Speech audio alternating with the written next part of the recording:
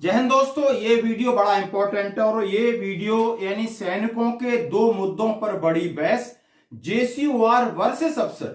मतलब ये मुद्दा दोनों जगह बट गया है। आखिर सरकार क्या उठाएगी इसका फायदा, क्या ये मुद्दा है। मैं आज थोड़ा सा वीडियो लंबा हो जाए तो मुझे माफ करना। ये 5 पेज की चिट्ठी है, एक सुविधा मेजर साहब ने सभी के लिए लिखी है और इसका जवाब अंग्रेजी में एक जनरल सतवीर साहब ने दिया है। आखिर हम एक दूसरे को दोष दे रहे हैं, आखिर मामला क्या है, हम किस तरह अंगुली कर रहे हैं, किसके ऊपर अंगुली कर रहे हैं, आखिर इसका दोषी कौन है। ओआरओपी में आज जेसीयू जवान के साथ ठगी हुई है, छलावा हुआ है, इसका दोषी कौन है। जैसे मैंने पहले कहा था, इसकी दोषी क्या सरकार है या सेना के अधिकारी हैं, क्या वो ब्यूरोक्रेट्स हैं जो इसको तैयार करते हैं। यानी इन सब चीजों का खुलासा आज आपको समझ में आ जाएगा कि ये चीज है क्या और क्यों बीच में इस तरह का फैलाया जा रहा है और इससे हमको क्या घाटा होने वाला है और क्या फायदा होने वाला है। क्या ओआरओपी 2 में ओआरओपी 2 या ओआरओपी 1 के टेबलों में संशोधन होगा, क्या इक्वल एमएसपी का मुद्दा और ताकतवर बन के उछलेगा।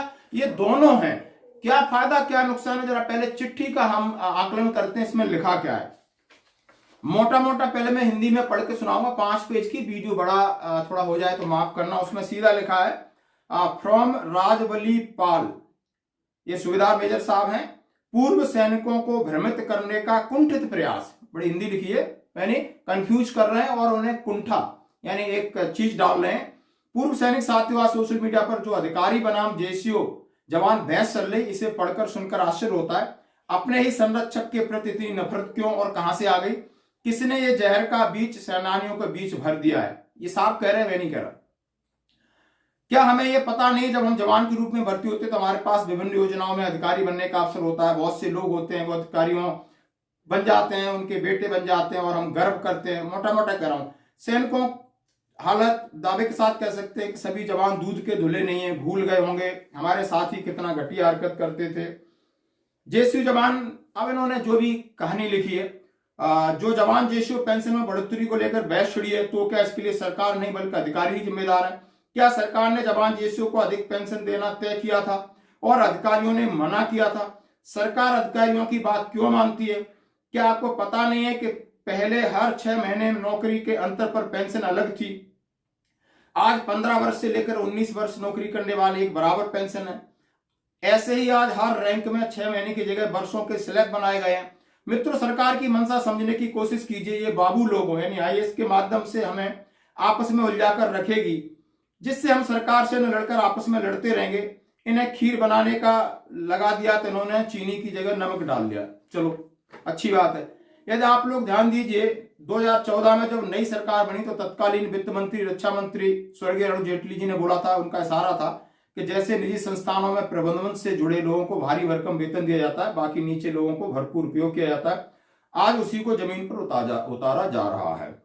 यदि लोग ध्यान दें, समस्याएं कब शुरू हुई, पेंशन नीति में बदलाव, इसका क्या परिणाम हुआ, जेसीयू रैंक में नए लोग जो सेवानिवृत्त हुए उनकी पुराने से जेसीयू से कम क्यों है, इन्होंने सारा दिया है। और एक आईएसएम है जो सतवीर साहब है, उसके अध्यक्ष कोर्ट में गए, सर केस लड़ी और पूरी सैनिक लॉबी इनके पीछे थी, तमाम चीजें थी और सारे मुद्दे होते होते होते मिला कुछ नहीं। जब किसी को कुछ मिलेगा नहीं तो जरूर रोएगा और अपनी बात दोषियों को ठहराएगा। यदि आप लीडर हैं और तो लीडर की जिम्मेदारी बनती है कि जो भी अनोमलीज हुई हैं, जो भी गलतियां हुई, उसको आपने खुद अपने ऊपर लेना होगा, क्योंकि हमने आपको लीडर बनाया। चाहे आप जेसीयू हैं, जवान हैं, अधिकारी, और अधिकारियों को हम बहुत सम्मान देते हैं। सेना में जितना सम्मान अधिकारियों को शायद किसी दूसरे डिपार्टमेंट में नहीं है। सेना के पहले यदि मैं एयरफोर्स की बात करूं, ये मैं कह रहा हूं, वहां भी इतना हमारे अधिकारियों को सम्मान नहीं है, लेकिन ये सम्मान डर और भेदभाव में हुआ है। इस वजह से बात निकल कर रही। आप मेरी बात से सहमत हो और एसएम साहब सहमत हो तो हमसे बात कर सकते हैं कि इन्होंने जो लिखा है, मैं उससे 100% नहीं 50% सहमत हूं।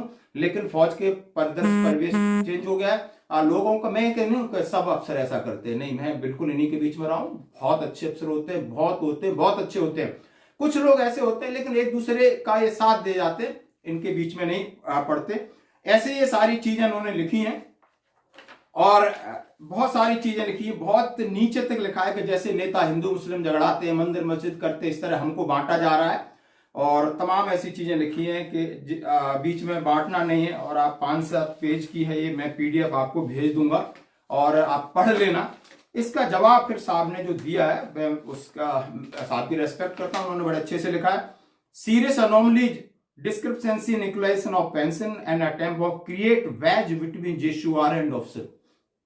मतलब उन्होंने बोला कि ये जो अनोमलीज के ऊपर एक चीज तो हो रही है लेकिन एक खाई बनती जा रही है, वो अफसर और जेसू जवान के बीच में। लिखा है dear veterans, for the past few days an attempt being made a create a wedge between JSUR and officer arising of anomalies discrepancy of the equalization of pension, they are wrongly and false held ISM accountable। मतलब IESM ये सैनिक संगठन है उसको दोषी दिया जा रहा है। लगातार सोशल मीडिया पे ऐसी खबरें चलाई जा रही हैं और उसके बॉस हैं सतवीर साहब, उन्होंने कहा है nothing can further from truth ISM since raising 13 अगस्त 2008 से इस मुद्दे को उठा रहा हूं सभी सैनिकों के वेलफेयर और उनकी फैमिलीज के लिए। वो repeatable have been made, the government approval has been accorded by the union cabinet, how is it responsible. जब कैबिनेट ने ये चीज बनाई है तो मैं इसका जिम्मेदार कैसे हो सकता हूं। मैं तो ग्राउंड पर लड़ रहा हूं, कोर्ट में लड़ रहा हूं, आपके साथ हूं, मुझे नहीं पता सच है conspiracy will serious effect of ESM in the turn off serving of community. और ये जो भेदभाव या जो ये चल रहा है ये शायद हमारे लिए दुखद है इन दोनों के बीच में। ऑल रैंक इससे must unite in united raise voice for justice, सब इकट्ठे होकर अपने हक की लड़ाई लड़े, हम आपके साथ हैं। ये मेल रिसीव फ्रॉम हिंदी सुविधा मेजर उन्होंने लिखा है, ये साहब ने दिया है, मैंने शॉर्ट में आपको धीरे धीरे बता दिया। अब इसमें मैंने कहा इसका फायदा और नुकसान की बात कर रहा हूं। क्या इस पे MSP पे बल मिलेगा, क्या इस पे OROP या पेंशन टेबलों में संशोधन होगा। मुख्य मुद्दा ये है, मुझे किसी से लड़ना नहीं ना, कोई JSUR कभी कभी नहीं लड़ता है, आज वो बोल रहा है तो बुरा लग रहा है, बस इतना फर्क है। कभी सेना के अंदर नहीं बोलता, बाहर भी कितने भी संगठन है, बहुत सारे बड़े बड़े ओकेजन पर हम अपने वेटरन्स का सम्मान करते हैं, सीनियर अफसरों का सम्मान करते हैं। सम्मान करना हमारी खूबी है, अब हम डर के नहीं सम्मान करते, ये हमारे DNA में। ये बात समझना चाहिए सभी संगठनों को। ये बात है कि हम अपनी बात है, हमारे साथ भाई बंधु ये हम अपनी लड़ाई लड़ रहे हैं। अफसर साहब चाहते तो हमारे साथ हों, हम कब मना कर रहे हैं कि न करें। हम कह रहे हैं जाएं प्रधानमंत्री जी से मिलें, रक्षा मंत्री से हमारी बात अपने प्लेटफॉर्म से कहें, वो भी 50-100 का एक संगठन बना है, कोई बात नहीं, एक दूसरे के हित के लिए काम कर रहे हैं, ऐसी कोई मंशा नहीं। बस इतना है कि आज एक बार उन्होंने अपनी आवाज बुलंद करके कही है तो इसको सोशल मीडिया पे उतना निगेटिव फैलाने की कोई जरूरत नहीं है।